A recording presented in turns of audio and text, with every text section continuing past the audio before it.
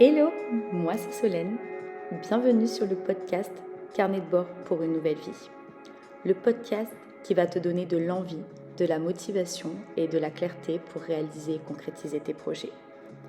Ici, on parle de reconversion, de burn-out, de mindset, d'entrepreneuriat et de changement de vie. Mais surtout, d'audace et de comment oser. Ma mission ? Accompagner les femmes qui veulent se révéler et se lancer et créer une vie professionnelle qui leur ressemble vraiment. Dans chaque épisode, tu trouveras un déclic, une prise de conscience, une graine semée et surtout, un bon coup de boost. Alors, si ces sujets te parlent, t'interpellent ou t'appellent, tu es au bon endroit. Installe-toi confortablement, respire un bon coup et ouvre ton carnet de bord parce que ta nouvelle vie, elle commence maintenant. Hello tout le monde, ravie de vous retrouver cette semaine pour un nouvel épisode de podcast et aujourd'hui je reçois Julie. À 30 ans, elle est à la tête du marketing d'un grand groupe dans la publicité, une carrière brillante, un poste que beaucoup rêveraient d'avoir, moi la première d'ailleurs, à l'époque en tout cas. Et pourtant, l'entrepreneuriat l'appelle déjà, elle rêve de créer sa boîte sans vraiment savoir quoi, sans vraie bonne raison de partir. Jusqu'au jour où tout bascule. On lui annonce qu'elle est porteuse d'une mutation du gène BRCA2, 80% de risque de développer un cancer du sein. Deux options, attendre ou agir radicalement. Elle choisit l'ablation préventive, une décision lourde physiquement, émotionnellement et identitairement. Pendant son arrêt maladie, enfermée chez elle, une autre question surgit. Est-ce que je peux encore retourner à ma vie d'avant ? Aujourd'hui, Julie est coach spécialisée dans les relations toxiques et manipulateurs. Une reconversion puissante, alignée, engagée. Dans cet épisode, on parle de choc, de courage, de reconstruction et de ce moment où la vie t'oblige à choisir qui tu veux vraiment devenir. Bonjour Julie. Bonjour Solène. Comment vas-tu depuis Bali ? Écoute, je vais très bien, tout va très bien, il fait beau, il fait chaud, même si c'est la saison des pluies ici. Mais je suis heureuse, je suis très honorée d'être là avec toi, ça compte beaucoup, beaucoup pour moi, ça veut dire beaucoup. Et étant donné que je parle énormément, c'est un privilège. Bon c'est bien, on est deux en tout cas. Merci beaucoup d'avoir accepté. C'est un privilège et un honneur aussi particulier pour moi par rapport à tes fonctions actuelles.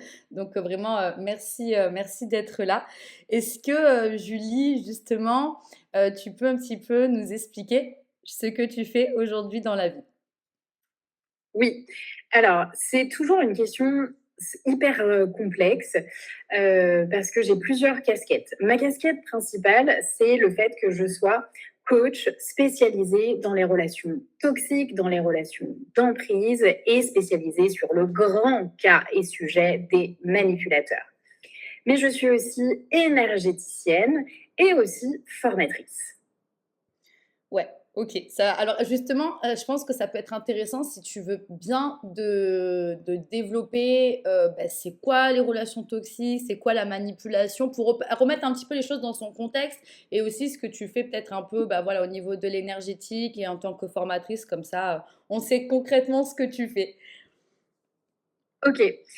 Alors, une relation toxique, c'est l'opposition, c'est l'opposé d'une relation saine. C'est une relation qui est destructrice, où on va mal, où il y a un des partenaires qui cherche à prendre une forme de contrôle sur l'autre. Petit à petit, on perd nos repères, on n'est plus soi-même, on perd en confiance en soi, en estime de soi, en joie de vivre aussi, et on a un système nerveux qui est littéralement en PLS. Mais toutes les relations toxiques ne sont pas des relations d'emprise ou des relations manipulatoires, parce que pour ça, il faut un autre ingrédient principal dans l'équation, qui est un spécimen du type manipulateur. Alors, moi, j'utilise le terme manipulateur volontairement parce que je me refuse de continuer à divulguer des clichés. Et dans les fameux clichés, il y a ce qu'on appelle le pervers narcissique, qui est l'appellation qu'on connaît le plus aujourd'hui, qui est un terme un peu galvaudé aussi. La réalité, c'est que dans une relation toxique, manipulatoire et dans une relation d'emprise, il y a donc un manipulateur. Et il faut comprendre que dans la famille des manipulateurs, il y a différentes sous-catégories, dont le pervers narcissique. Bon, j'adorerais vous donner un cours sur le sujet, mais on va s'arrêter sur le sujet manipulateur. C'est tout ce qui compte, en fait, puisque de toute façon, les fonctionnements sont les mêmes. Et puis, c'est surtout les conséquences sur la victime sont les mêmes. Et moi, mon travail, c'est d'aider les femmes, parce que j'ai choisi volontairement d'aider les femmes, de les aider à repérer, mais attends, je suis dans une relation saine ou je suis dans une relation toxique? Ensuite, à qui j'ai affaire? Est-ce que c'est un manipulateur ou est-ce que c'est une personne qui a une sorte de dysfonctionnement, en fait, en termes de comportement, un dysfonctionnement relationnel, par exemple de l'hyperdépendance à outrance, etc. Et ensuite, non seulement quand elles ont identifié ça, mon taf, c'est de les sortir de là et puis les aider à se reconstruire comme il faut, en fait. Comment on sort de ces schémas-là? Comment on se rend compte que c'était une relation toxique? Comment on se reconstruit? Comment on retrouve de la confiance? Comment on retrouve de la force, du courage? Et comment on se recrée une vie pleine de sens pour nous et de valeur, quoi. Ouais, ça me parle parce qu'effectivement, tu m'as accompagnée dans cette dynamique de relation toxique et manipulateur. Et merci d'avoir au moins éclairé de manière générale le sujet parce que je sais à quel point tu es passionnée et j'espère que tu pourras peut-être nous en dire aussi un petit peu plus tout à l'heure sur ton approche parce que je sais que beaucoup de personnes, moi maintenant qui suis passée par là, je le vois, en fait, on a tous vécu, je pense, au moins une relation toxique et ou rencontrer un manipulateur ou une manipulatrice dans notre vie. Après, alors, je vais te donner les stats officielles. 100% des femmes connaissent une relation toxique. Ouais, donc c'est pas rien. 100% ont connu ou sont actuellement dans une relation toxique. Ensuite, sur le sujet des manipulateurs, même c'est 1 à 3% de la population mondiale, donc on a l'impression que c'est pas si énorme, mais la réalité, c'est qu'ils sont parmi nous, ça c'est un fait incontestable, et qu'il est très difficile de les identifier. Déjà parce qu'ils ne seront pas recensés à la mairie du coin, ils ont envie de rester cachés et de pouvoir bousiller des vies comme, comme bon leur semble. Mais en tout cas, une autre stat, c'est qu'on rencontre tous un manipulateur au moins une fois dans sa vie, qu'il s'agisse d'un homme ou d'une femme d'ailleurs. Après, est-ce que c'est une simple connaissance? Est-ce qu'on tombe amoureux d'eux? Est-ce que c'est un ami, etc. Est-ce que c'est dans le taf? Mais en tout cas, on en rencontre tous un dans sa vie. Ça, c'est les faits. Et on ne peut pas les nier, quoi. Donc, c'est pour ça qu'on a besoin d'une Julie dans sa vie. Mais bon. J'aimerais vous dire, non, j'espère que vous n'aurez jamais besoin de moi. Mais en tout cas, si c'est le cas et si ça résonne, la porte est grande ouverte, bien évidemment. Ouais, en tout cas, moi, je n'hésiterai pas à les amener vers ta porte. Les victimes, les manipulateurs, on les laisse macérer entre eux tout seuls. Qui se cannibalise? Non, mais... Je pense que je vais finir par pleurer de rire à force. Je préfère en rire aujourd'hui. Merci Julie déjà pour toutes ces explications. Mais du coup, aujourd'hui, avant d'en arriver là, dans cette cause-là et justement d'accompagner ces femmes dans tout ce qui est relations toxiques et manipulation, est-ce que tu peux nous expliquer un petit peu ton parcours et nous expliquer ce que tu faisais avant? Oui, alors avant j'avais une toute autre vie. À la base, moi je suis une Parisienne, un peu le cliché de la Parisienne d'ailleurs. Et puis j'ai un peu été l'enfant modèle. J'ai eu le syndrome de la bonne élève pendant très longtemps, la vie parfaite, les longues études, le mari, le bel appart, voilà. Donc il fallait un petit peu cocher toutes les cases. Ça a été un gros taf d'ailleurs à faire sur moi avant de pouvoir aider les autres. Donc, du coup, j'ai eu une vie assez droite, assez exemplaire. J'ai fait des super longues études. J'ai fait 2 masters, un en sciences politiques, un en stratégie des médias. J'ai fait une grande et jolie carrière, justement, dans le milieu de la publicité et dans le monde des médias. J'ai eu la chance de travailler dans des groupes qui étaient franchement des mastodontes. Et puis voilà, et souvent, j'étais dans l'équipe marketing ou communication, et ça a été ma vie pendant 10 ans environ, oui. Comme tu sais que je découvre, c'est impressionnant. Déjà que tu m'inspires beaucoup, mais en fait, waouh, je ne savais pas qu'il y avait autant de bagages derrière. Enfin, franchement, tu m'inspires tellement, Julie, c'est impressionnant. Oh, merci. Et justement, pendant tout ce parcours de vie, avant de te, lancer dans la reconversion, elle ressemble dans ton quotidien, ta vie, dans le salariat, dans ton taf, ça ressemblait à quoi? Ça ressemblait à une nana qui, taffait énormément parce que, j'ai toujours été très ambitieuse, très carriériste, hein, parce que carriériste, c'est pas un gros mot comme on essaye de nous faire croire. Très carriériste et puis, bah, voilà, je voulais gravir les échelons donc franchement, je comptais pas mes heures. J En moyenne, dans tous mes postes, je pense que j'étais au minimum à 60 heures par semaine. Et j'étais passionnée en vrai, hein. J'étais vraiment passionnée. Ça m'a plu pendant très longtemps ce que je faisais. Et puis voilà, j'essayais de gravir les échelons, de créer mon petit parcours de vie. Donc je travaillais énormément avec des journées qui commençaient à 9 heures, qui finissaient parfois jusqu'à 23 heures. J'ai eu la chance aussi de monter des gros événements, etc. Donc j'étais tout le temps en mouvement, j'étais dans cette dynamique hyper prenante. Ça s'entend d'ailleurs, ma tonalité, elle a changé quand j'ai dit ça. Parce que la réalité, c'est qu'à un moment donné, je respirais plus, en fait. Voilà, je peux pas dire que j'étais sur des rails, parce que mon quotidien, de par mon métier, il était tout le temps dans le mouvement, ça bougeait, j'avais plein d'interlocuteurs différents, j'ai eu la chance de faire plein de choses, de bouger beaucoup et tout. Je travaillais comme une malade, jusqu'à m'en rendre malade, d'ailleurs. Et puis, bah, bien sûr, très souvent le soir, ça se terminait en terrasse café parisienne pour décompresser. Voilà, c'était ça. C'était fonceuse, on y va, on met les bouchées doubles, et puis voilà, quoi, jusqu'à ce que tu atteignes le poste, le Graal de directrice. Et puis là, peut-être que tu pourras te reposer. Mon cul, absolument pas.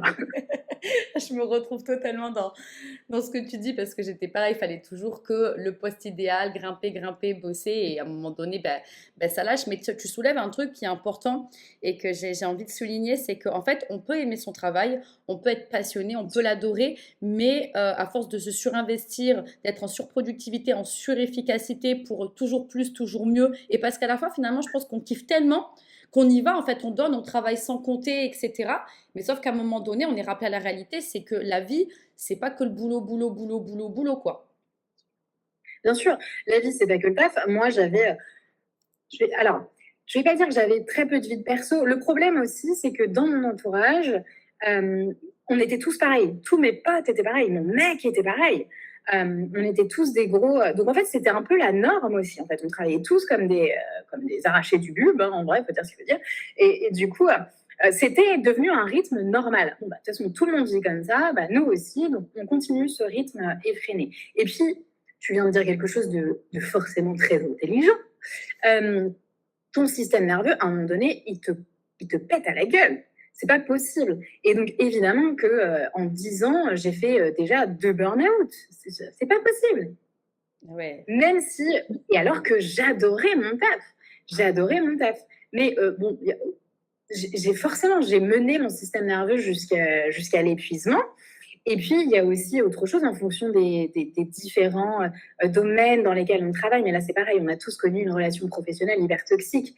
On a tous connu des boss toxiques ou un collègue toxique. Moi, je vivais dans un milieu, alors sauf exception évidemment dans ma dernière entreprise, mais dans un milieu, j'évoluais aussi dans un milieu qui était franchement hyper malsain. Hyper malsain.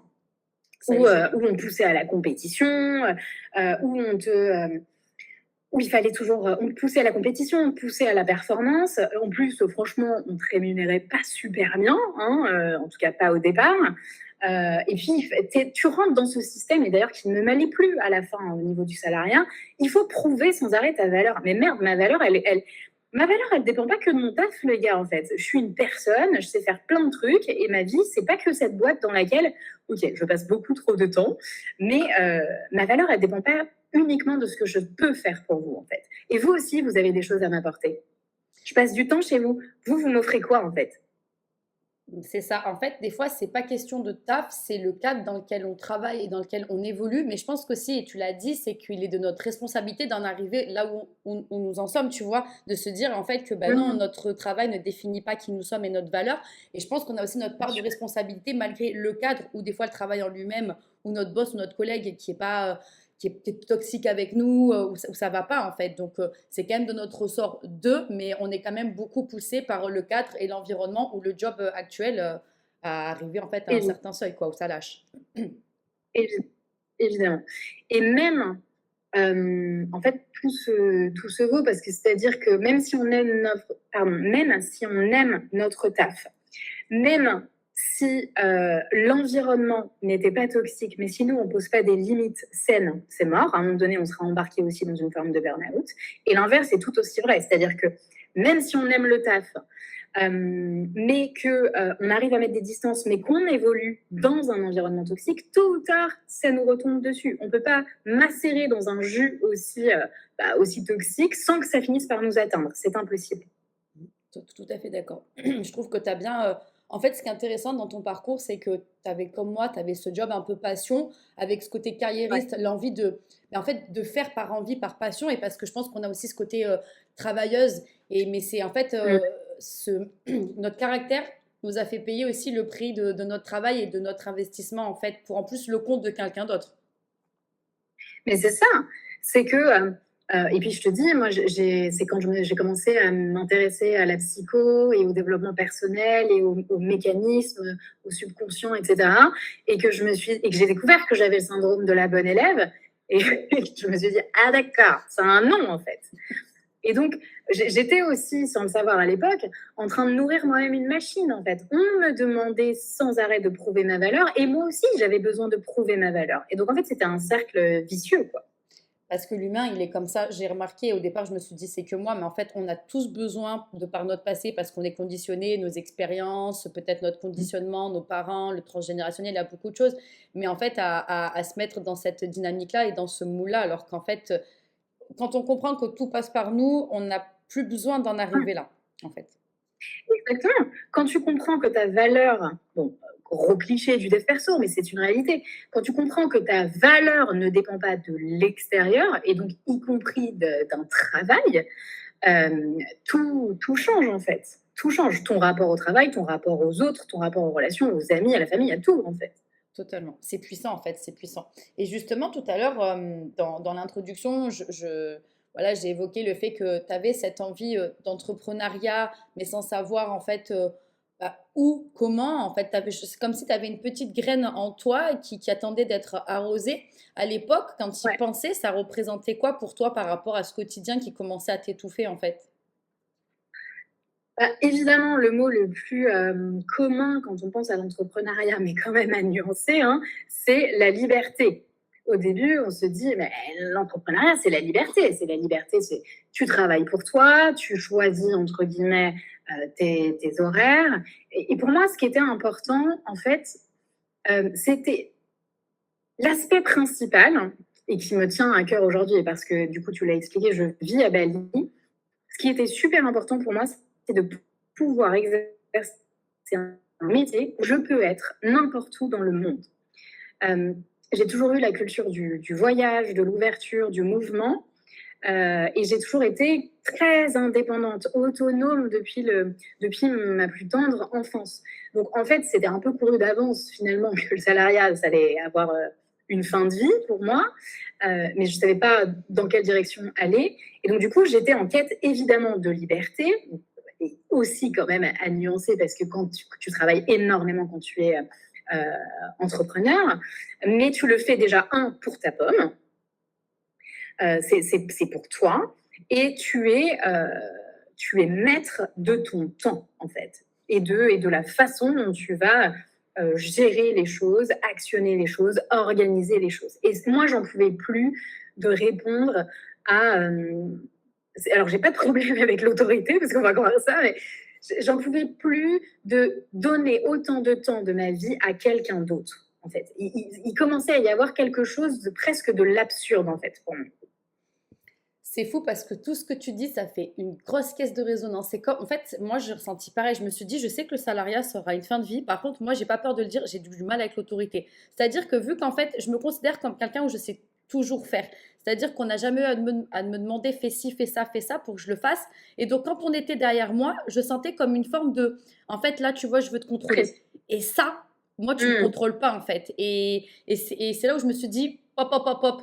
Je sais que je vais avoir besoin de liberté, d'autonomie, d'indépendance, mais comment? Parce que c'est comme toi, comment, où, pourquoi, dans quoi? Je ne savais pas jusqu'à l'heure actuelle, donc j'avais la petite graine de tu seras maître de ton navire, mais au départ, je ne savais pas quelle direction prendre quoi. Bien sûr, bien sûr, et je pense que tout le monde passe par là. Et puis après, ça me fait penser, alors je ne sais pas pourquoi j'ai envie de partager cette réflexion spontanée, mais au départ, la majorité des entrepreneurs, ils n'ont pas l'idée, ils ont l'envie, ils ressentent le besoin dans leur trip, mais ils ne savent pas quelle direction faire. Et puis, tu as ceux qui, au contraire, et ça me fait tellement mal, ceux qui ont l'idée, mais qui ne se lanceront jamais. Par peur, par découragement, par pression, par croyance limitante, par ce qu'on veut. Et c'est trop triste. Et c'est presque ça le message à dire, en fait. En fait, on aura toujours peur. On aura toujours peur. En fait, la peur fait partie de la vie. La peur peut être transformée en moteur aussi. Mais si vous avez l'idée, foncez. Et si vous n'avez pas l'idée, vous inquiétez pas, elle va finir par émerger. Hein. Foncez quand même. Foncez quand même, exactement. Dans les deux cas, il faut y aller. Et justement, c'est vrai que tu soulèves quelque chose que je soulève aussi et que je prône, hein, mais dans tous les cas, il faut y aller parce que l'idée vient quand on fait, quand on apprend à se connaître. Et des fois, on a l'idée, mais on n'y va pas parce qu'on a peur. Mais la peur, on arrive à la vaincre dans l'action. La confiance, on l'a dans l'action. Et comme je pense comme moi, il y a eu quelque chose à un moment donné qui t'empêchait de sauter le pas. Tu avais une barrière. Et toi, qu'est-ce qui t'a empêché à ce moment-là de te dire, bon, je sais que j'ai envie d'eux, mais j'y vais pas? Déjà, vraiment, j'avais pas la direction. Vraiment, j'avais pas la vision de la chose. Je savais que j'allais finir par y aller, ça c'est sûr. Je savais pas quand, je savais pas comment. Et peut-être que j'essaie de réfléchir. Du coup, tu me fais faire une petite phase d'introspection bien sympa. Parce qu'il y a pas mal de gens qui pensent ça aussi, qui disent je vais attendre que ma carrière dans le salariat soit un petit peu bien lancée, etc. Genre, tu vois, peut-être 40 ans, quand tu as atteint une forme de plafond, peut-être, ou peut-être tu te dis, attends, je suis en train de dire les gens de 40 ans sont périmés. Du coup, alors pour info, j'ai 36 ans, donc vous inquiétez pas, j'y arrive bientôt. Mais c'est pas ça. Ce que je veux dire, c'est qu'il y a un âge, l'horreur, cette femme est une horreur. Donc du coup, ça sera pas coupé au montage.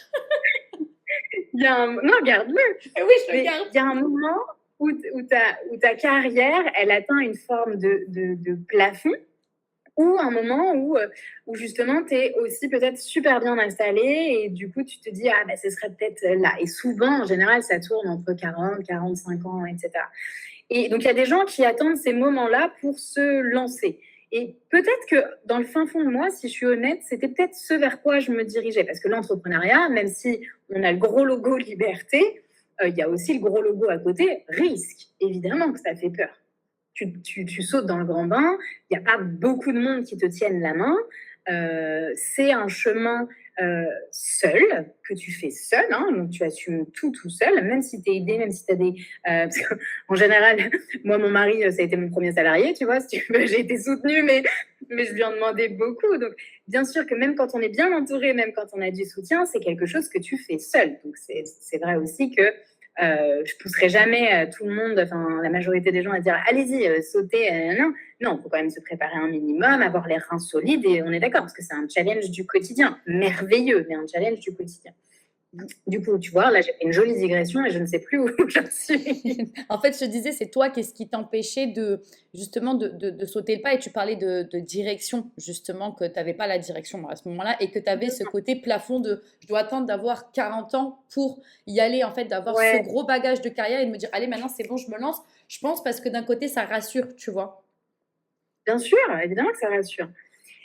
J'avais pas la vision, donc j'avais pas l'idée. J'avais évidemment peur, c'est obligé, on est obligé de passer par cette étape.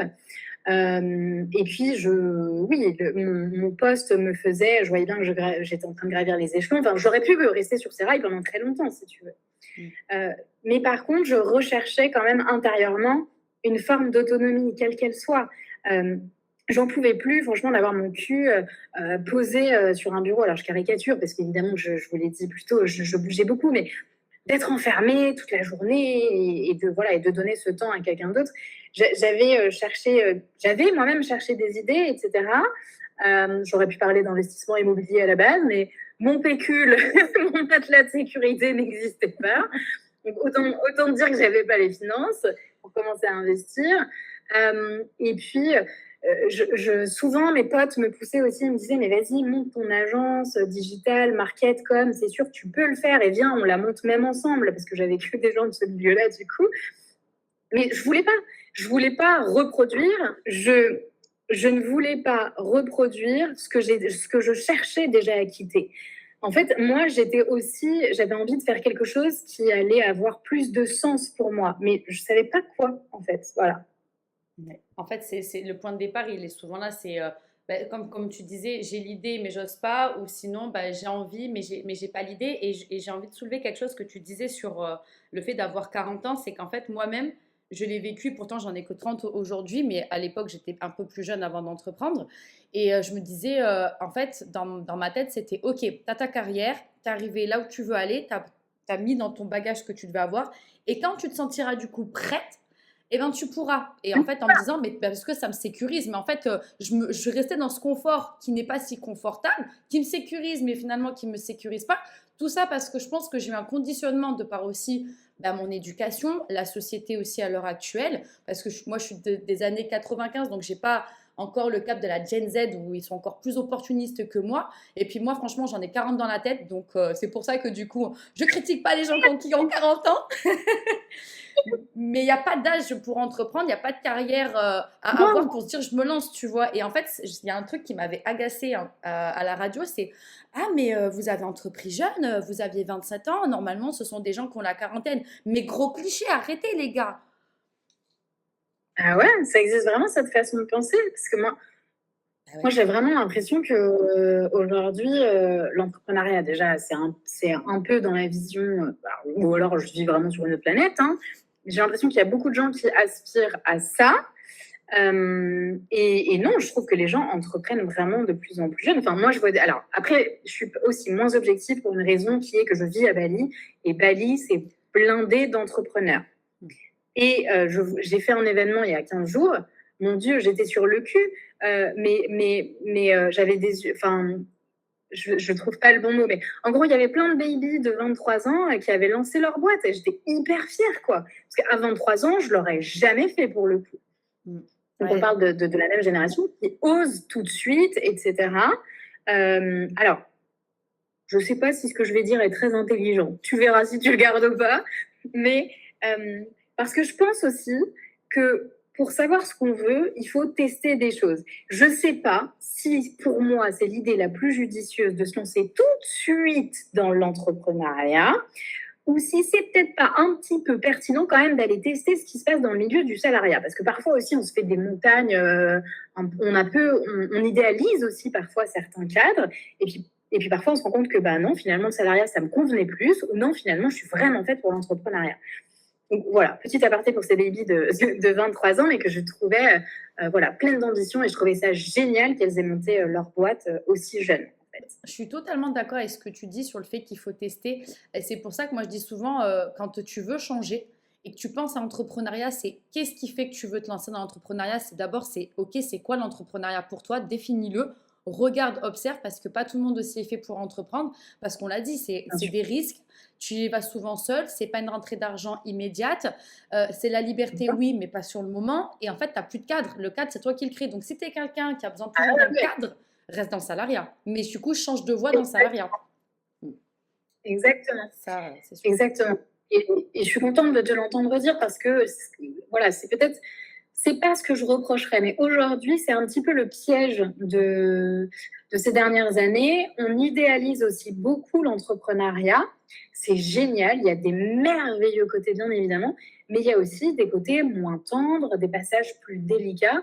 Et non, ce n'est pas fait pour tout le monde. Et c'est OK. Et je suis contente que toi aussi tu le dises parce que j'ai l'impression que sur Instagram, surtout les gens qui sont comme moi dans la reconversion entrepreneuriale, moi je ne vais pas m'étonner sur ce que c'est l'entrepreneuriat. C'est que déjà, moi en plus, avec tout ce qui m'est arrivé dans ma vie perso, j'ai dû revoir beaucoup de choses. Mais l'entrepreneuriat, ce n'est pas un Eldorado, c'est moi qui me crée mon Eldorado parce que j'ai décidé de développer cette capacité-là, cette compétence-là et parce que j'ai une notion de c'est quoi l'entrepreneuriat. Et ok, je valide le fait d'être prête pour ça et d'y aller. Mais il y en a... en tout cas, ils ne sont pas prêts ou prêtes pour ça, peut-être maintenant, mais ça ne veut pas dire qu'ils seront pas prêts ou prêtes dans 10 ans aussi, tu vois. Oui, je suis d'accord. C'est un point de vue. C'est un point de vue. Et justement, tu vois, on parle d'entrepreneuriat, mais souvent, le constat est qu'on était dans le salariat, on avait ces envies on a exploré.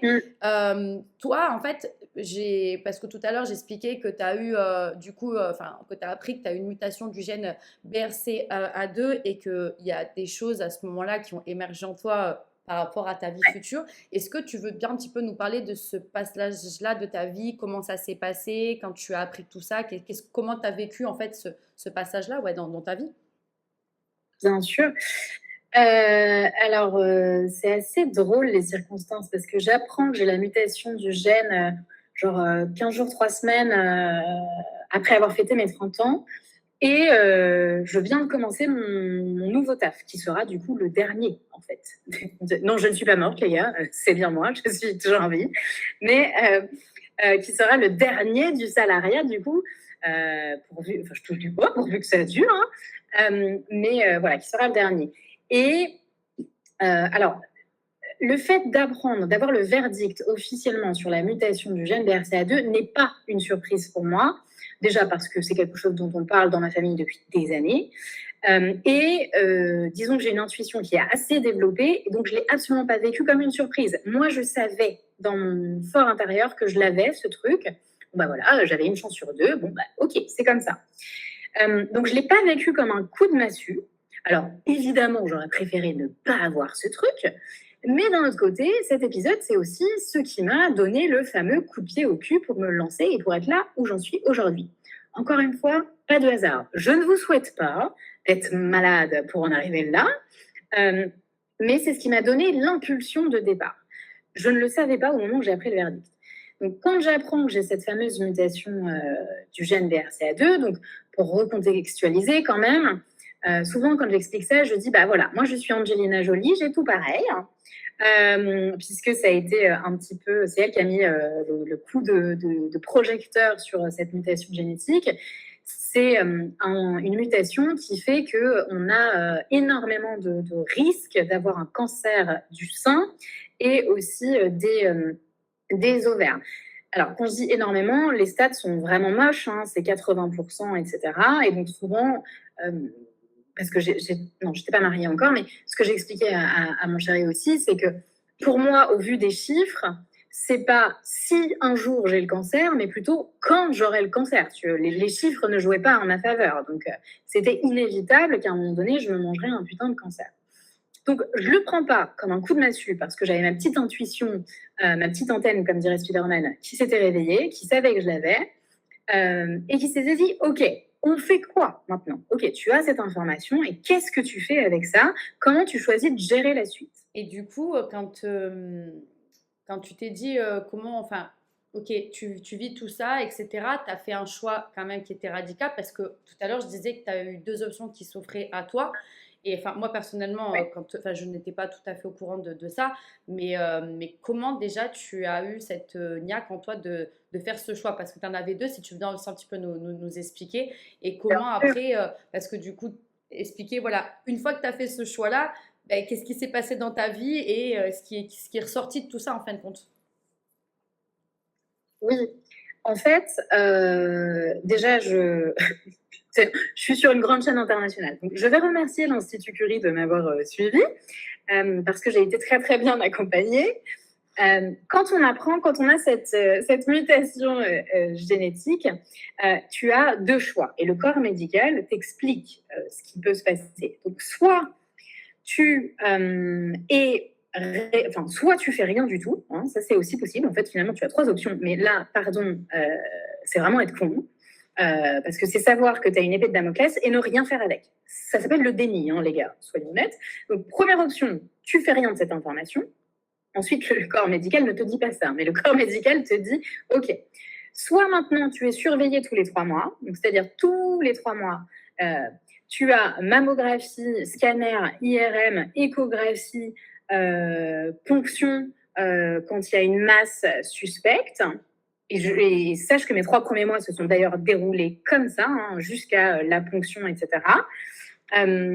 Soit il y a un chemin plus drastique, plus radical, et qui réduit vraiment les risques, qui fait tomber les risques de 80% à 0.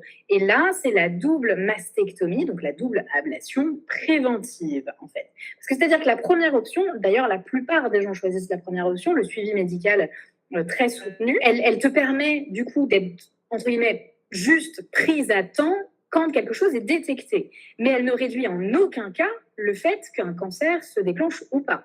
La deuxième option, puisque forcément on enlève tout ce qui peut être à risque, elle te fait passer de 80 à 0%. Bien évidemment, je ne suis pas là pour dire aux gens, vous faites ça, vous faites pas ça. Moi, je partage juste comment j'ai vécu la chose. Et moi, j'avais pas du tout envie de vivre avec cette foutue épée de Damoclès au-dessus de la tête en me disant, putain, quand est-ce que ça va tomber? Quand est-ce que ça va tomber? Surtout que donc j'ai décidé très très vite d'aller sur la double mastectomie préventive. Et de toute façon, c'est une question à laquelle j'avais déjà répondu moi-même intérieurement avant d'avoir le verdict, avant d'avoir les résultats du test officiel de la mutation génétique. En fait, je m'étais dit, ok, il faut que tu te prépares parce qu'il y a de grandes chances que ce soit le cas. Donc tu fais quoi? J'étais déjà au courant des possibilités. J'avais dit, ok, te connaissant, si je suis capable aussi de faire prendre une décision finalement assez rapidement, c'est parce que je me connaissais quand même déjà très bien, je connaissais mon tempérament, etc. Et puis ça a été confirmé parce que les 3 premiers mois, comme l'opération, elle ne se programme pas non plus du jour au lendemain, les 3 premiers mois, enfin les premiers 9 mois avant d'aller à l'opération, j'étais quand même extrêmement surveillée. Et moi, je l'ai vécu terriblement mal parce que, effectivement, à chaque fois que j'allais dans un labo pour faire mes tests, j'étais considérée comme quelque chose d'extrêmement fragile alors que j'étais pas malade. Et puis, du coup, littéralement, tu te chies dessus à chaque examen. Et je me suis dit, putain, mais je veux pas vivre ça tous les 6 mois, tous les 3 mois, c'est mort. Je veux pas faire ça. Donc, moi, par rapport à ma personnalité, et j'ai été aussi très bien encadrée, je suis partie sur l'ablation préventive. Et il me semble d'ailleurs, parce que n'est pas une rosta qui veut, puisque j'aime bien faire les choses différemment, je crois que je suis la plus jeune française à avoir fait l'opération, en fait. Puisque j'étais jeune, j'avais 30 ans, en fait. Et il me semble que je suis la plus jeune qui a sauté le pas. Et donc voilà, et donc je prends cette décision de la double mastectomie parce que c'est celle qui me semble pour moi la plus juste et la plus appropriée. Et je suis OK avec ça. Évidemment, ça a été une décision réfléchie qui ne regardait que moi. J'avais pas envie d'en débattre avec qui que ce soit. Et j'ai eu un soutien incroyable de ma famille, de mes amis, etc. Mais ça ne regardait que moi. Il n'y a que moi qui peut savoir ce que je peux gérer ou non dans la vie. Comme chaque individu, je pense, et c'est ce que moi j'arrête pas de dire, c'est qu'il n'y a que toi qui te connais mieux et qui ressent aussi en fait au fond de toi, comme toi tu disais, j'avais des ressentis, des intuitions, et la seule chose que les autres peuvent t'apporter, c'est de l'entourage, de ton entourage, justement, c'est du soutien, mais c'est toi qui es maître de tout ce que tu fais, et ton choix, il est... moi, du coup, j'avais pas connaissance de toute ta vie. C'est aussi un peu l'objectif de pas me plonger pleinement dans vos parcours parce que je découvre et en même temps, je suis émue et à la fois, je me dis c'est fort et courageux parce que tu l'as dit tout à l'heure, c'est dans cette épreuve aussi qu'il y a des choses qui sont ressorties en toi pour en être là aujourd'hui. Effectivement, et tu l'as bien dit, je souhaite à personne effectivement de tomber malade, d'en arriver là ou de faire un burn-out, comme souvent il y en a plein qui font des burn-out, qui attendent de toucher le fond pour faire autre chose. Non, en fait, on peut décider de prendre d'autres voies, d'autres chemins sans passer par ces épreuves-là, dans l'idée. Évidemment, et je vous le souhaite pas en tout cas. Enfin, je vous souhaite que le chemin soit sympa et moins périlleux que le mien en tout cas. Mais cette histoire, je la vis avec aucune rancœur, aucune colère, même aucune tristesse. Voilà, c'est un parcours de vie, c'est le mien. Et même si ça a été un épisode compliqué à traverser dans ma vie, bien évidemment, parce que une fois que tu fais l'opération, tu dois faire face à la douleur, à la reconstruction, etc. Ce que j'avais quand même un peu sous-estimé. Même si j'étais très à l'aise avec cette décision, la douleur, après, il faut la gérer, quoi. Mais donc, je ne souhaite à personne ça, mais dans mon cas, dans mon parcours de vie, ça m'a donné l'impulsion pour finalement créer cette vie à laquelle j'avais toujours aspiré et à laquelle j'avais toujours rêvé. Donc, c'était à refaire, je le referai. C'est rigolo parce que c'est exactement ce que je dis dans mes 3 épreuves que j'ai vécues du haut de mes 30 ans, c'est que je me dis que si tout était à refaire, je referais pareil parce que pour moi, j'ai décidé, et je dis bien j'ai décidé, de faire de ces épreuves une force parce qu'en fait, on est capable de se dire, en fait, non, mais moi, j'ai touché le fond, c'est trop compliqué, je me relève pas. Mais moi, c'est parce que j'ai pris ces épreuves, j'en ai fait une force et maintenant, je dis merci à ces épreuves. Et justement, vas-y. Les épreuves sont parfois un cadeau. Alors, parfois, c'est un cadeau très mal emballé, en fait. C'est ça, la réalité. Oui. Et bien sûr qu'on vit tous des événements tragiques, des traumatismes. D'ailleurs, je ne connais pas une seule personne sur cette planète qui ait une vie lisse, sans encombre. Et d'ailleurs, je la souhaite à personne parce que, mon Dieu, que c'est chiant. La vie, c'est une succession d'expériences, c'est une succession d'aventures, parfois des aventures douloureuses, parfois des aventures hyper fun. Mais après, quelle que soit l'épreuve qu'on traverse, la délicatesse de ce qu'on traverse, on a toujours le choix de ce qu'on veut en faire, en fait. Ça ne veut pas dire qu'on est obligé de se relever comme ça instantanément du jour au lendemain et 2 jours après, oh, bah, ça y est, tout va bien. Non, là aussi, ça serait notre cher ami Denis. Mais on a le choix de voir comment comment on digère cette aventure, en fait. Qu'est-ce qu'on en fait de ça? Qu'est-ce qu'on en fait? Et ben justement, tu fais une belle transition. Toi, qu'est-ce que tu en as fait? Parce qu'après tout ça, bah, tu disais, oui, j'ai peut-être un peu sous-estimé l'après parce que je pense que tu as dû prendre soin de toi, pas forcément trop bouger. Donc, en fait, ça met un peu ta vie à l'arrêt. Donc là, dans ta tête, il doit se passer mais un truc de fou, plein de choses, plein de choses qui fusent, des idées à la fois noires et à la fois des idées positives. Comment tu as vécu ce passage-là de ta vie et qu'est-ce qui s'est passé? Qu'est-ce qui a émergé en toi à ce moment-là? Complètement. En fait, ça a été une période très compliquée parce que j'étais évidemment toujours aucun regret vis-à-vis de ma décision. C'était le choix voilà, que j'avais fait en mon âme et conscience, et c'était OK pour moi. Mais j'avais quand même, c'est vrai, sous-estimé la douleur. De toute façon, tu ne peux pas le savoir tant que tu n'es pas dedans, hein. La réalité, c'est ça. Ça a été une période un peu sombre parce que les premiers mois, t'as mal. Franchement, Solène, t'as hyper mal. C'est hyper douloureux. Ça fait ça reste une amputation, il faut dire les choses telles qu'elles sont. C'est une amputation de 2 membres de ton corps. Donc, tu le vis pas très bien, hein. Et féminin. Tu le vis pas très bien. Bien sûr. Et puis, tu as même des trucs qu'on m'avait pas expliqués. Par exemple, tu peux aussi avoir le symptôme du membre fantôme. Tu vois, c'était vraiment très violent. La douleur était intense. C'était hyper violent. Et les gens ont un peu du mal quand on pense double mastectomie. Bien sûr, c'est la poitrine, ça, on est OK. Mais en fait, ça va jusque sous le dessous des bras. Donc, en fait, tes bras, parfois, tu ne peux pas les bouger. Donc, tu peux pas porter de choses. Moi, je pouvais pas me laver la tête. C'était mon mec qui devait me laver la tête et tout. Donc, tu passes quand même par une étape où t'en chies. Hein, faut dire ce qui est. T'as mal. Tu peux pas bouger. Tu peux pas faire ce que tu veux. Les médicaments ne suffisent pas toujours pour anesthésier la douleur parce que j'étais pas sous morphine. Hein. Et tu perds en indépendance, tu perds en autonomie. Donc, moi qui avais une vie à 1000 à l'heure, pardon. En fait, évidemment, et ce que j'explique toujours d'ailleurs, c'est que là, la vie, elle m'a mis un temps de pause que je ne prenais jamais. Mais forcément, sur une personnalité comme la mienne, plus la douleur, tu plonges dans le dark, hein. Tu as des idées pas cool. Évidemment, je traverse, je dis tu nous traverses, oui, je parle de moi-même. Tu traverses un épisode forcément dépressif puisque tu es chez toi, tu es enfermé. En plus, c'était pleine canicule, l'été, génial. Donc, tu es dans le noir. Tu peux pas bouger comme tu veux. Et puis, tu te fais chier comme un rat mort. À part penser à la douleur, tu peux pas faire grand-chose, quoi. Donc, c'était pas la période la plus folle de ma vie, si tu veux. Mais, OK. Donc, il a fallu attendre déjà la gestion de la douleur. Et ensuite, évidemment, comme tu n'as rien d'autre à faire de tes journées et que tu es bloqué, tu as le temps de penser. Hein. Alors là, c'est sûr que ça cogite, ça carbure, et que tu plonges sans toi-même savoir qu'en fait, tu fais de l'introspection 24 heures sur 24, 7 jours sur 7. Tu rentres en introspection. Alors, je pense que là, j'avais atteint le niveau de Bouddha, si tu veux. Je pensais ça. J'osais enfin me poser les questions que je prenais jamais le temps de me poser. J'osais enfin, voilà, évidemment que cet épisode-là, il a réveillé en moi une volonté de OK, maman, à quoi tu veux que ta vie, elle ressemble vraiment? Ta vie idéale, elle ressemblerait à quoi? Et donc, c'est enchaîné toute une multitude de questions de OK, qu'est-ce que tu veux faire? Sous quel format? Et où est-ce que tu as envie d'aller habiter, etc. Et c'est comme ça que l'aventure de l'entrepreneuriat a émergé. Alors, n'a pas émergé, c'est pas vrai, elle naissait pas, mais en tout cas, a commencé à prendre forme véritablement.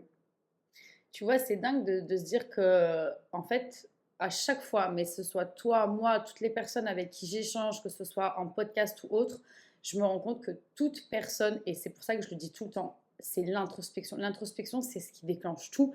C'est quand tu te dis je vais où, comment, qu'est-ce que je veux, à quoi j'aspire, à quoi ma vie idéale doit ressembler en fait. Et c'est pour moi, c'est une étape inévitable en fait. Peu importe que tu aies une épreuve ou pas de vie, mais tant que tu ne te retrouves pas avec toi-même et que tu te dis pas ok, mais qui je suis dans mon intégralité et où vraiment je veux aller dans ma vie, c'est quoi ma vision, mon GPS, mais franchement, tu auras beau faire ce que tu veux, tu resteras toujours dans ton caca, en fait, dans ta situation merdique dans laquelle tu n'es plus bien depuis peut-être des mois ou des années, quoi. C'est évident. Et puis d'ailleurs, euh, parce que je disais que ce qui m'avait empêché de sauter le pas le plus tôt, c'est parce que j'avais pas l'idée. Ben là, c'est Alors, je me suis pas forcée, mais du coup, le contexte a fait que je me suis posé une multitude de questions et j'ai fini par trouver l'idée, en fait, du coup.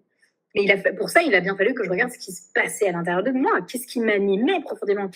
C'était quoi l'élan qui était en train d'émerger? Comment je pouvais comment je pouvais donner vie à finalement un besoin qui était à l'intérieur depuis longtemps, mais que j'avais jamais écouté. Je lui avais jamais laissé une petite place, quoi.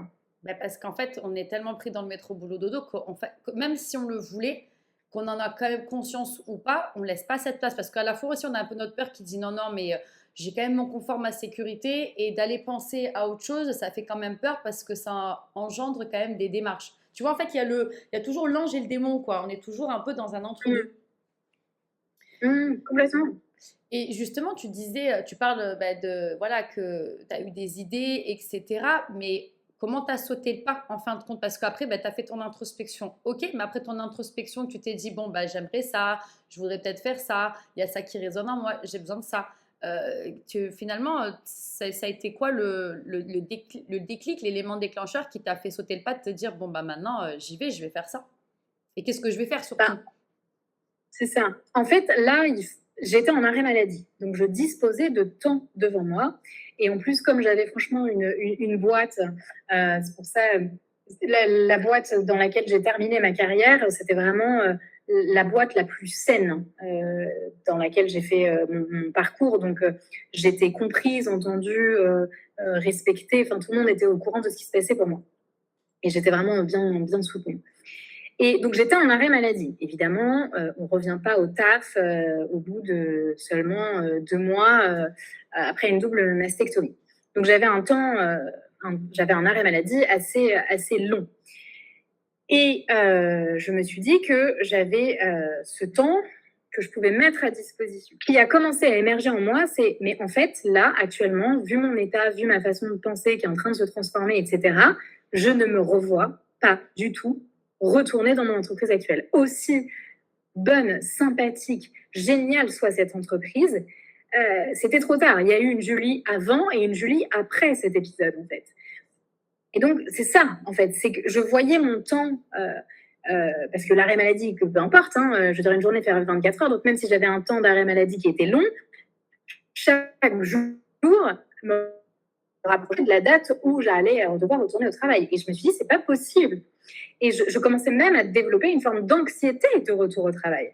Parce que c'était plus aligné à mes valeurs, à ce que je recherchais. Ça ne faisait plus sens pour moi, en fait. Par rapport à toutes les questions que je me posais, ça ne faisait plus du tout sens pour moi. Et donc, je me suis dit, ok, tu fais quoi? Forcément, là, ça ne peut être que l'entrepreneuriat. Je ne voulais pas changer de métier. Je ne voulais pas aller dans une autre boîte. La mienne était parfaite. Je voulais construire quelque chose pour moi. Et je voulais construire quelque chose qui a du sens, en fait. Il me manquait un sentiment d'utilité que je n'avais plus. Parce qu'à un moment donné, faire 45 à réunion avec tous les directeurs, je ne sais pas quoi, pour savoir la couleur du tapis de l'événement ou la taille de la police, tu sais, il nous arrive à tous à un moment donné dans notre vie, on arrive dans une pièce ou dans un événement, ou parfois c'est dans un dîner avec tonton Jacques et Pierre-Paul, et on se dit, putain, mais qu'est-ce que je fous là? Qu'est-ce que je fous là? Ça te parle, ça aussi. En fait, depuis tout à l'heure, j'ai l'impression que tu retraces mes...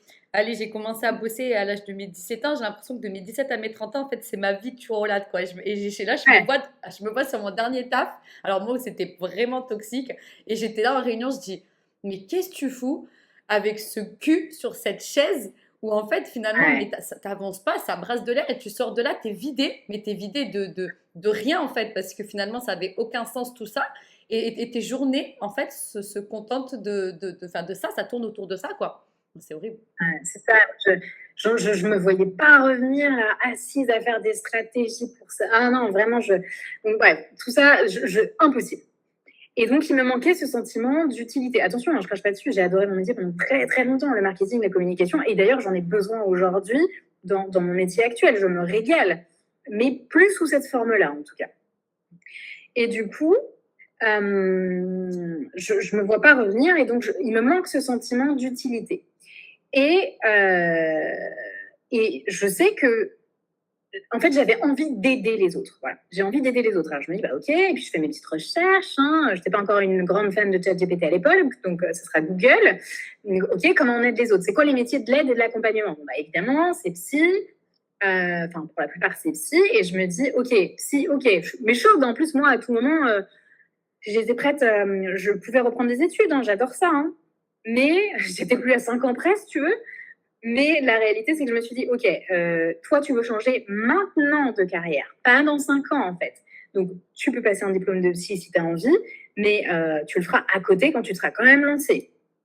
Et donc, du coup, l'alternative, ce qui me permettait d'aider, d'avoir une forme d'accompagnement aussi, c'était le métier de coach, en fait. Et je ne me suis pas spécialisée tout de suite dans les relations toxiques, j'ai juste appris le métier de coach, par lequel j'ai rajouté mon expérience et mon expertise personnelle en lien avec la toxicité. Et puis parce que aussi, je sais même pas comment qualifier ça, mais je suis la plus grande mangeuse de contenu, donc livres, podcasts, tout ce que vous voulez sur le sujet de la toxicité, parce que c'est un sujet que je trouve terriblement passionnant. Et donc, du coup, j'ai joint ces deux expertises, en fait. Et j'en suis arrivée au métier de coach. Et donc, du coup, j'ai passé ma formation pendant le temps qui m'était donné en arrêt maladie. Puis après, j'ai négocié mon départ et tout s'est enchaîné. Et surtout, tout s'est fait avec beaucoup de fluidité. Et quand c'est fluide, on sait que c'était la bonne direction, en fait. Mais totalement. Mais en fait, c'est fou parce que là, en fait, c'est Julie qui parle, mais c'est vraiment mon tracé. Je voulais pareil me dire psy, mais j'avais pas envie de refaire 5 ans parce que je voulais du maintenant de suite. Et je me suis dit, j'ai besoin d'humain, je veux aider, je veux accompagner. Ok, coach, en effet, mon expertise à mon apprentissage de coach, tu vois, c'est dingue, c'est fou. C'est Ça. fou. Et je suis comme toi, je bouffe des livres à gogo sur la reconversion, comment se lancer, l'entrepreneuriat. Je suis en fait devenue une passionnée. On n'est pas obligé d'être passionné par son métier, je pense, mais moi j'en suis devenue passionnée en fait parce que j'aime ça, c'est au fond de mon cœur, tu vois. Et puis il y a un truc qui est parce que sur le papier, quand tu dis que tu as 2 masters, machin, que tu as je sais pas combien de diplômes, c'est très impressionnant. Parce qu'on vit dans cette culture-là. Mais pour autant, c'est pas parce que j'ai la ribambelle de diplômes que ça te rend bon ou compétent. Ça, c'est pas vrai. Ça, je n'y crois pas. Je prône pas pour autant cette culture, cette course au diplôme. Et la réalité qui s'est passée dans ce métier de coach, parce que quand tu débutes, évidemment, comme tout le monde, tu dois combattre le syndrome de l'imposteur, tu dois arriver à te refaire confiance, etc. Et puis, tu te dis, merde, je débute sur le marché. Moi, je n'ai pas fait 5 ans de psycho, c'est une réalité, mais en même temps, je ne fais pas de la psychologie.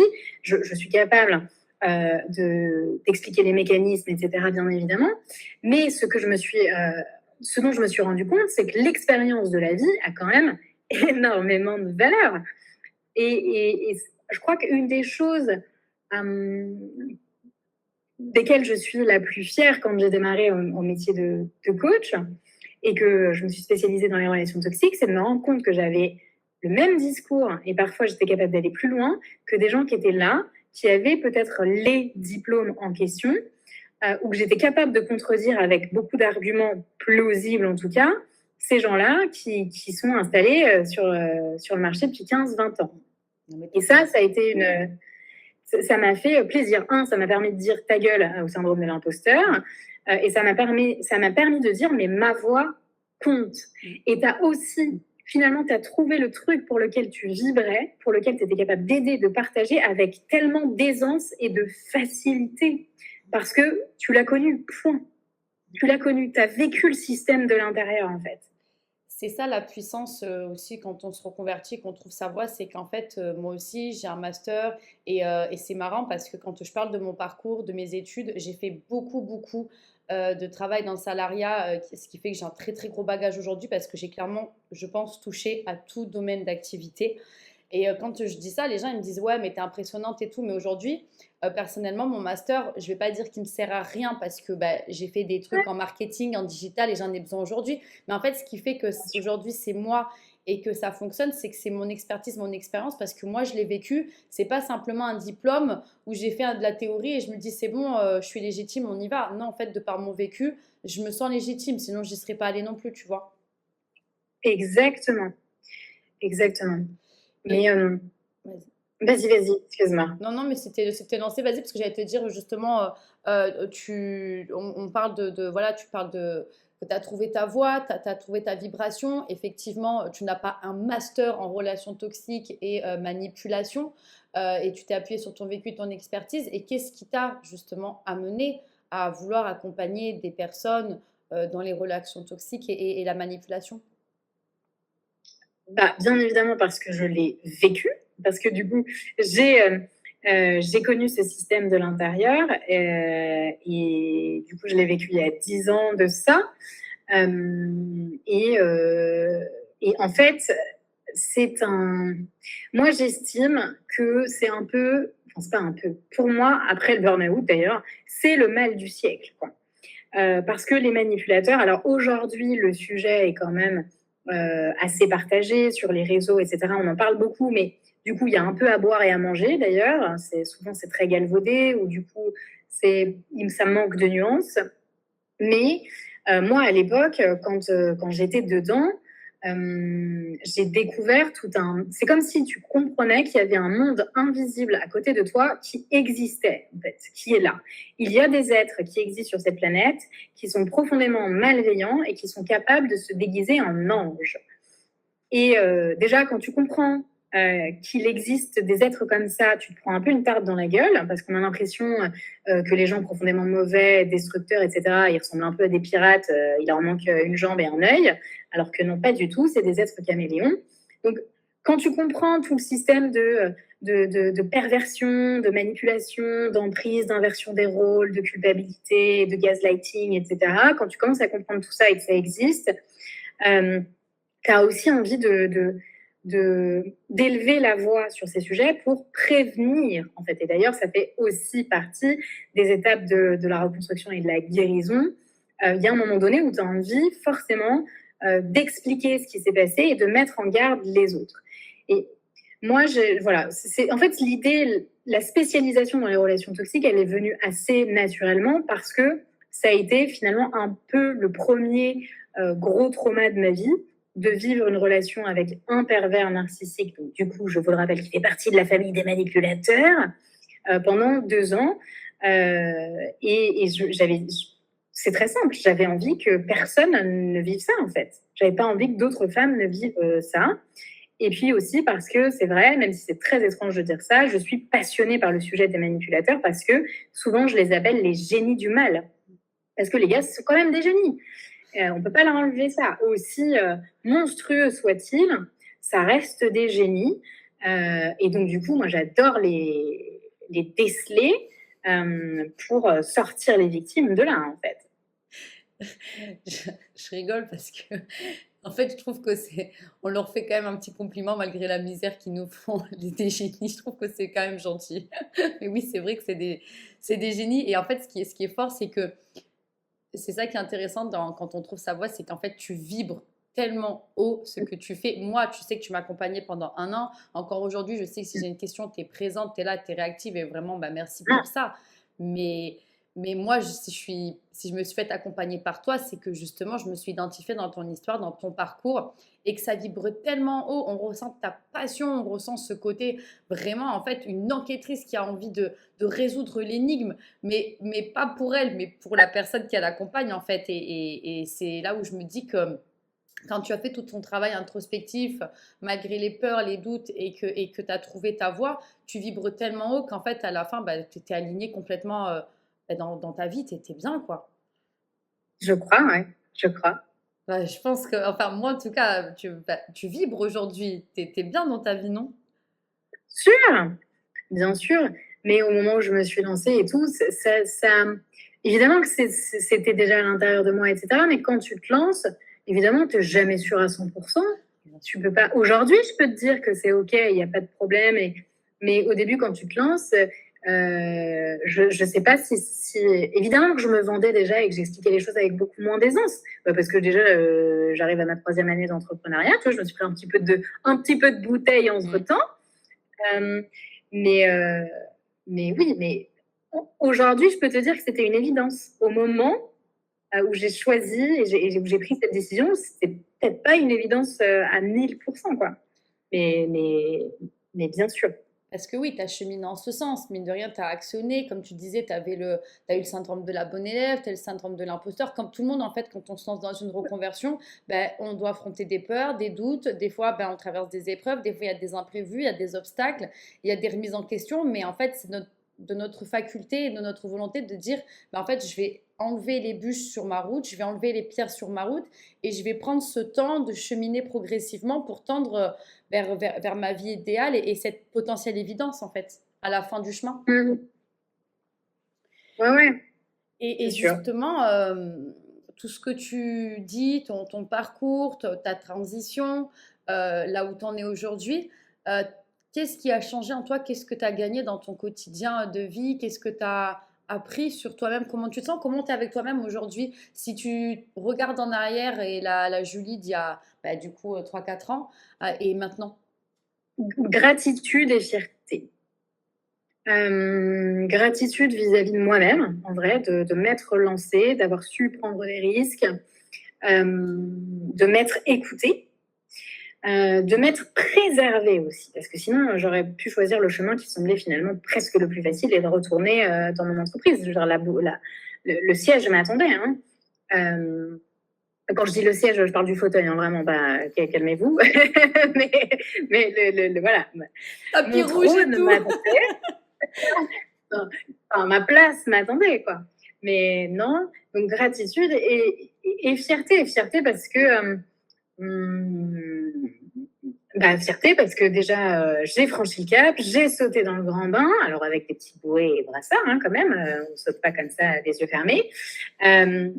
Et puis bah, finalement, aujourd'hui, je suis à Bali, enfin, je vis à Bali, je suis installée à Bali avec mon mari, on est tous les deux entrepreneurs, on s'est créé une vie ici, je développe sans arrêt des choses pour ma boîte.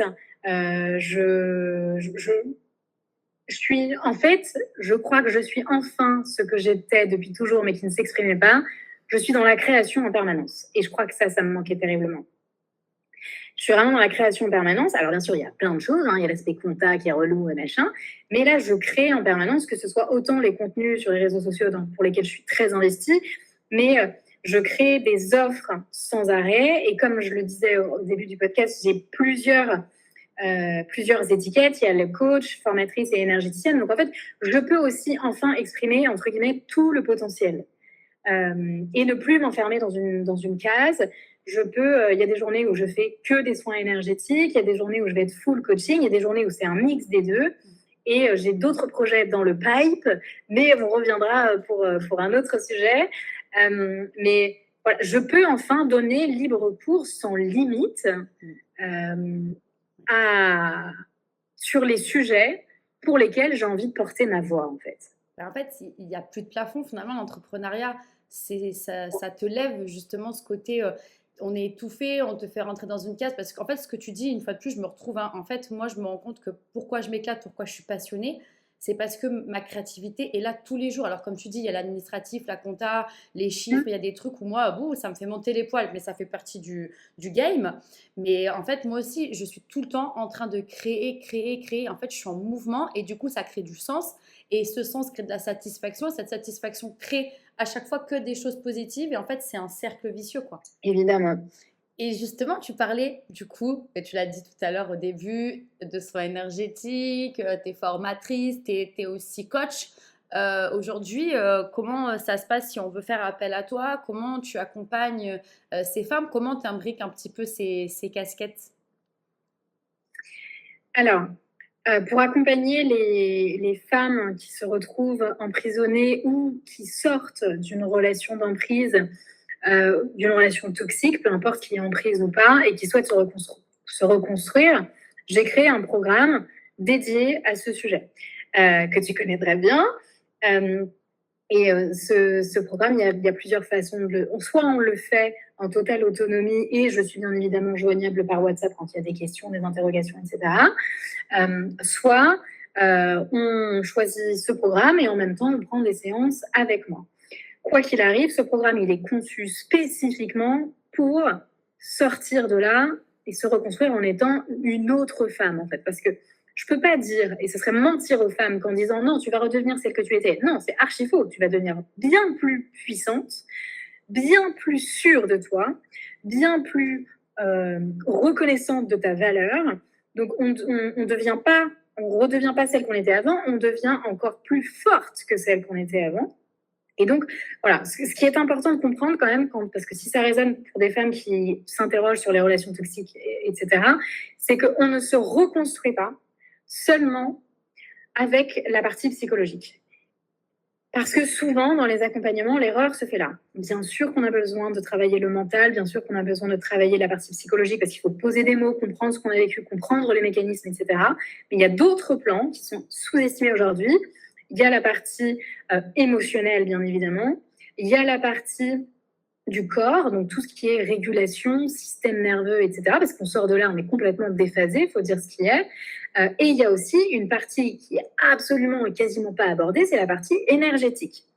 Parce qu'une relation toxique, quelle qu'elle soit, manipulatoire ou non, laisse une empreinte énergétique sur le corps. Et ça a besoin d'être coupé, ça a besoin d'être rompu pour qu'on puisse avancer, pour qu'on arrête d'être connecté à la personne et que cette personne, elle arrête de nous prendre encore de l'énergie, même si on n'est plus avec elle. Donc, il y a la partie du coup Sunlight Cocktail où j'aide les femmes à se reconstruire post-emprise et bien évidemment que j'y mets une touche énergétique aussi. Et il y a la partie Sunlight Ritual où là, je fais des soins énergétiques à n'importe, parce que vraiment, mes clients sont partout dans le monde. Même si moi, je suis à Bali, ils sont de la France, de Martinique, du Canada, etc. Et on n'est pas obligé d'avoir vécu une relation toxique pour avoir envie d'expérimenter les soins énergétiques. Et donc ça, c'est ma deuxième casquette. Et puis après, il y a le côté formatrice où je forme aussi des futurs coachs en développement personnel. Tu sais quoi, j'ai l'impression de flashback là, une année que j'ai vécue avec toi entre les soins énergétiques et Renaissance. Et une parenthèse là-dessus, parce que moi je l'ai vécu pour celles qui écouteront, mais allez-y, les yeux fermés, parce que effectivement, en faisant ce programme, je cherchais pas en fait à redevenir quelqu'un, je cherchais déjà juste à me relever, à sortir de mon mode survie et à comprendre et à avancer. Et c'est une certitude certaine, je ne sais pas si je peux te dire ça comme ça, mais on sort de là différente, transformée. Et Julie, en plus, est hyper disponible, hyper réactive. Et vu que c'est une férue sur le sujet, elle peut en parler déjà des heures. Elle a réponse à tout. Non pas parce qu'elle a réponse à tout pour avoir réponse à tout, c'est que vraiment, elle connaît, je pense, sous tous ses angles. Même, je pense qu'on pourrait parler de plainte dans une maison. C'est tous les recoins. Et je pense que du coup, pour vous expliquer un petit peu plus, moi, je prendrai la parole sur justement un enregistrement de podcast toute seule pour vous expliquer mon cheminement, si ça peut vous aider, vous parler de mon parcours, de ma reconstruction. Et bien évidemment, je vous renverrai vers Julie qui a sorti Renaissance, parce qu'effectivement, aujourd'hui, je peux le dire, nous sommes en 2026. Après avoir passé la guérison, la reconstruction, oui, Solène est en pleine renaissance. Voilà. Et merci pour ça, Julie, en tout cas. Ouais. Bravo à toi, bravo pour le chemin parcouru. Bien sûr, je suis fière de moi. Je m'applaudis. Ah, tu peux. Oui, mais c'est ça grâce à toi. C'était... alors, j'ai mis les outils à disposition dans tes mains et tu en as fait bon usage. Oui, parce qu'il était de mon ressort mais sans ton appui, sans ton soutien, sans le fait que tu me rappelles à l'ordre en disant « Mais non, Solène, arrête de minimiser. Attention, Solène, là, c'est ton émotion. » Tu vois? Oui, surtout au début, c'est les phases du début, bien sûr. Voilà. Mais oui, Je suis extrêmement fière de toi et de ton parcours et de la femme que tu es aujourd'hui. Mais ce qui compte au-delà de mon regard, c'est toi, c'est ta fierté à toi, bien sûr. Ben, aujourd'hui, je le dis, je pense au moins une fois par semaine, voire deux. Et pour te dire, j'en ai pleuré le week-end dernier. J'ai regardé mes parents, alors que je pleure pas trop devant mon papa. Et je regarde ma mère, je dis, tu sais, maman, je suis fière de moi. Quand je me rends compte que ben, j'ai fait tomber tous les masques et qu'aujourd'hui, je renais. Et là, ma mère, elle se met à pleurer. Et en fait, c'était un moment de vie, je pense que c'était un des plus beaux, où je me suis dit, là, je parle en étant en mode renaissance, en étant vraiment la femme que je veux être. Tout ça grâce à bah, toi, moi, mes proches, ma famille, mes amis. Mais s'il n'y avait pas eu Renaissance sur mon chemin, s'il n'y avait pas eu Julie sur mon chemin, et je sais que c'est de ma responsabilité, je suis venue vers toi bien évidemment, mais tu étais dans mon environnement, donc il n'y a pas de hasard. Et je me suis dit, Bien tiens, sûr. elle est là, ben c'est Julie. C'est bon, elle a su me montrer des choses par son parcours, son histoire, et j'y suis allée parce que ben, ça a vibré en moi, et vu que tu vibres haut dans ce que tu fais, moi ça a fait caisse de résonance, et je me suis dit, c'est Julie, point barre, ce sera Renaissance, et point barre. Voilà. Donc, Merci. mais du coup, j'en ferai Merci. un sujet où je parlerai de ma reconstruction et bien évidemment, je renverrai tout le monde vers toi, Julie, of course. C'est très gentil. Et pour un petit mot de la fin, est-ce que tu aurais un petit message à faire passer ou à donner à une femme justement ben, qui, elle aussi, aimerait se lancer dans une reconversion et trouver ben, sa voie justement? Pas facile celle-là. Je crois que, bah tiens, je vais citer une phrase de ma mère. Quand il y a doute, il n'y a pas de doute. Donc, on n'est jamais prêt à se lancer, c'est jamais le bon moment, on va toujours se trouver des excuses de toute façon, mais ça rejoint un peu l'idée que je partageais plus tôt, c'est la vie est une succession d'expériences, en fait. Tester, rien n'est immuable. On teste, on ajuste. Ok, finalement, c'est pas fait pour nous, bah, c'est pas grave. On retourne dans le salariat. Ah, finalement, c'est génial. J'aurais regretté de pas avoir essayé. Donc, en fait, voilà. Il n'y a rien à perdre à essayer, en tout cas. Puis je pense qu'il vaut mieux en fait faire essayer et peut-être à la limite avoir le regret de s'être dit bon j'ai fait, j'ai osé, j'ai essayé mais à la fois tu es quand même fier que de regretter en fait de n'avoir jamais rien fait, de se lever dans 10 ans en disant mais si j'avais su, si j'avais fait et si j'avais osé tu vois et on reste sur des et si, et si, et si. Tellement. Et puis, nos parents, enfin, je sais pas s'ils sont un peu tous de la même génération, mais on a tous des histoires de nos parents. Oh, tu sais, j'ai eu telle opportunité que j'ai jamais saisie pour un autre poste, etc. Ouais, bah voilà, bah, ne soyons pas nos parents, j'ai envie de vous dire. C'est quoi l'expression? Mieux vaut des remords que des regrets ou des regrets que des remords? Moi Je je sais dis jamais. mieux vaut avoir des... oui, mieux vaut vivre avec des remords qu'avec des regrets parce que les remords ça passe mais les regrets ça reste. Voilà, exactement. Je crois que Merci. c'est ça. Ben, merci pour ce mot de la fin. Merci Julie en tout cas pour cette authenticité dans ton parcours, d'avoir accepté. Vous pouvez en tout cas retrouver toutes les informations concernant Julie, son compte Insta, sa page web, etc. dans le descriptif. N'hésitez pas à aller échanger avec elle si, elle l'a bien dit, hein, doute, pas de doute. Donc déjà, si tout ça, ça a résonné en vous, si déjà il y a un petit truc que ça bouge, faites-vous confiance et parlez à quelqu'un, que même si c'est pas Julie, que vous n'osez pas, en tout cas, mais restez pas seul dans votre coin, parlez à un proche si c'est plus Absolument. simple au départ, mais en tout cas, je pense, Julie, on est d'accord de se dire restez pas seul et parlez quoi. Absolument. Absolument. Et puis aujourd'hui sur Insta, c'est assez facile d'aller poser la question à un spécialiste sur le sujet. Donc, non, c'est important. La première étape, c'est la prise de conscience. Donc, il faut oser poser des questions. Et peut-être que grâce à cet enregistrement de podcast aujourd'hui, cet épisode, il y aura peut-être une prise de conscience et déjà bravo pour ça parce que c'est le début en fait d'un long chemin mais qui s'annonce très beau quand il y aura la phase finale en fait, hein, le bout du tunnel. On est d'accord, non? Exactement. Qui n'est pas si long que ça? Ouais, c'est vrai. Vu comme ça, c'est vrai. Oui, parce que maintenant que je l'ai vécu, j'ai ce recul. En fait, quand on est dedans, on se dit ça va être long et ça va être compliqué. Bien évidemment, on va pas dire que c'est simple. En tout cas, ça serait mentir. Mais en fait, moi, j'ai l'impression que tout ça, ça a été, c'était très fulgurant et j'ai rien vu passer. Et encore vraiment, merci, merci, merci pour tout, Julie. Merci.